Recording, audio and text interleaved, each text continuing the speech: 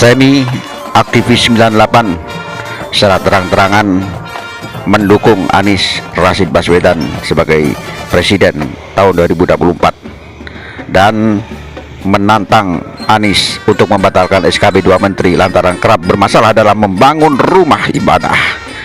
Bagaimana jawaban Anies? Yuk kita simak jawaban Anies Rashid Baswedan ketika ditantang oleh Semi aktivis 98 untuk membatalkan SKB 2 Menteri berikut ini. Terima kasih sudah mengambil keputusan untuk mendukung walaupun dengan metode eliminasi. Betul. Nah, iya kan? Betul kan? Iya, ya, pragmatis lah. Saya sendiri saya ini pemilihan pragmatis. Untuk 2024 saya akan memilih pragmatis. Kenapa saya memilih nomor 1?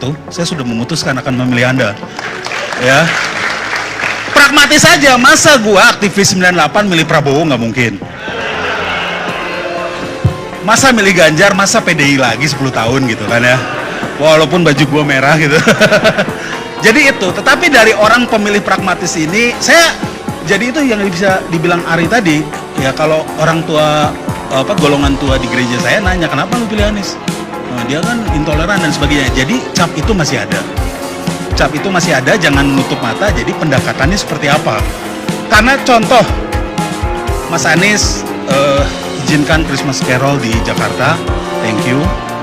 Juga meresmikan beberapa gereja, salah satunya gereja saya bukan HKBP ya, saya GBKP ya. Karo is not Batak ya, itu camkan ya. Jadi kalau masih ingat ya, ataukah itu cuma seremoni, harusnya ingat ada gereja di Tanjung Priok yang Anda resmikan.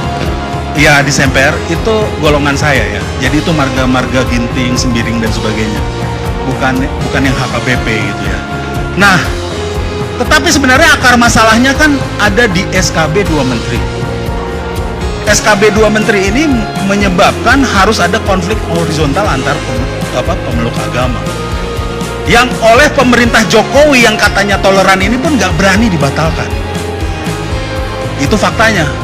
Berani nggak Mas Anies batalkan itu? Silakan.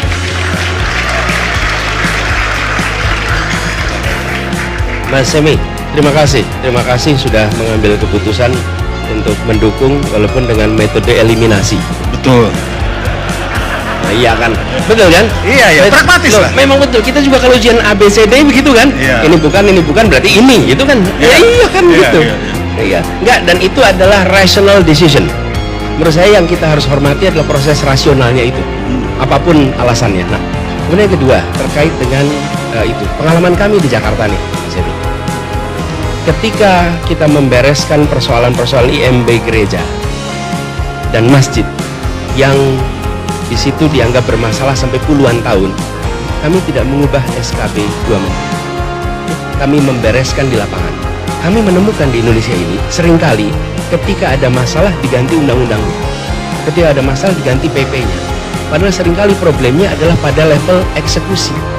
Ketika pada level eksekusi itu pemerintah daerah menseriusi, menavigasi apa yang sesungguhnya terjadi, bicara dengan semua pihak, terbuka apa adanya, apa yang terjadi di Jakarta satu demi satu beres.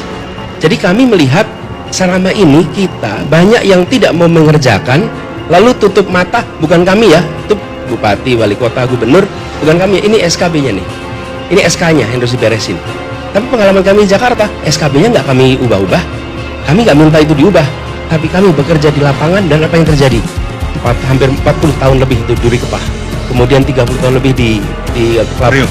Bukan di Priok juga, tapi di Lubang Buaya.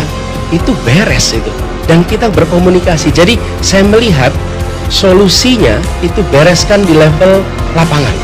Nah, ini saya kembali to the point aja, karena disuruh sama panitia juga to the point. Berarti nggak berani ya untuk Bukan. Membatalkan SKB itu ya? Pertanyaannya salah. Bukan berani atau tidak. Betul. Saya masih bisa ganti ke 02 loh kalau disalah-salahin. Pertanyaannya salah. Pertanyaannya salah. Pertanyaannya salah. Kenapa? Karena kita akan membatalkan kalau itu bermasalah.